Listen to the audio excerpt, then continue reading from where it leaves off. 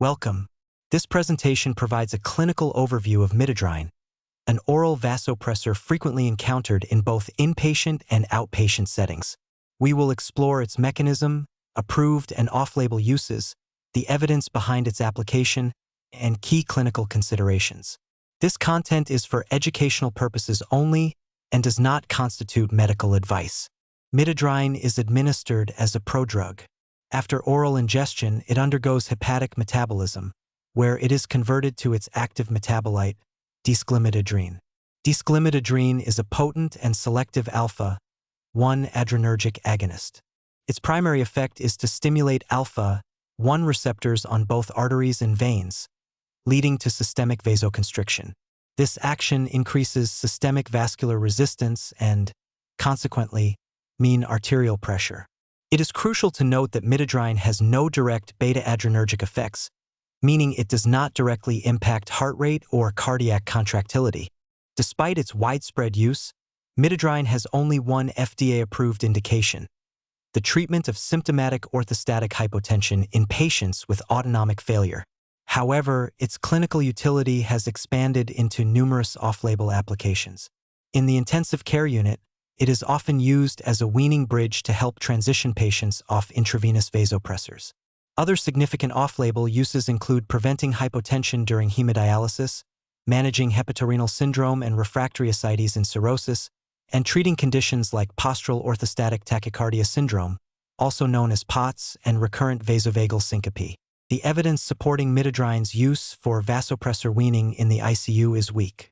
The 2020 MIDAS trial, a randomized controlled study, found no statistically significant difference in the time to liberation from intravenous vasopressors between patients receiving Midodrine and those receiving a placebo. The Midodrine group required 23.5 hours, while the placebo group required 22.5 hours, with a p-value of 0.62.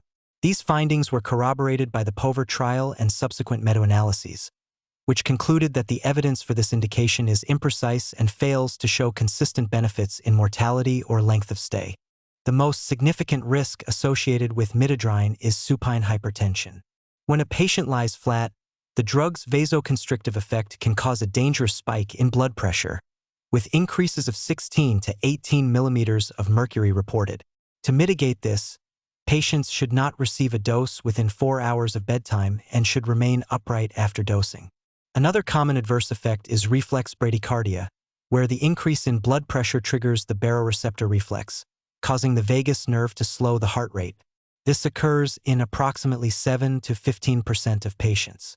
Midodrine is contraindicated in patients with severe organic heart disease, acute renal disease, urinary retention, and pre-existing supine hypertension. In summary, Midodrine is an oral alpha-1 agonist, approved solely for symptomatic orthostatic hypotension. Its off-label use for vasopressor weaning in the ICU is common but not supported by strong evidence. The primary risks are supine hypertension and reflex bradycardia. When considering its use, remember these clinical pearls. First, it is not for acute shock due to its slow onset of approximately 1 hour. Second, always monitor for changes in heart rate and blood pressure, especially in the supine position. Third, exercise caution in patients with renal impairment as the active metabolite accumulates.